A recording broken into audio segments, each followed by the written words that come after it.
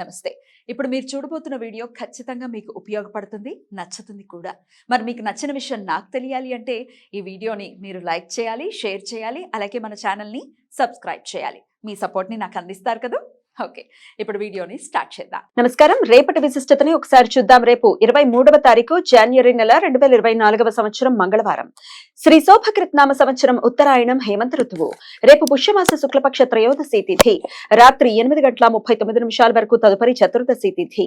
ఆరుద్ర నక్షత్రం ఎల్లుండి ఉదయం 6:26 వరకు, తదుపరి పునర్వసు నక్షత్రం. నక్షత్ర వర్జం మధ్యాహ్నం 1:53 నుండి 3:35 వరకు. అమృతకాలం రాత్రి 7:50 నుండి 9:31 వరకు. హైదరాబాద్ ప్రాంతం వారికి రేపు సూర్యోదయం ఉదయం 6:50 సూర్యాస్తమయం సాయంత్రం 6:06 చంద్రోదయం మధ్యాహ్నం 3:59 చంద్రాస్తమయం ఎల్లుండి ఉదయం 5:45 అభిజిత్ ముహూర్తం మధ్యాహ్నం 12:05 నుండి 12:51 వరకు.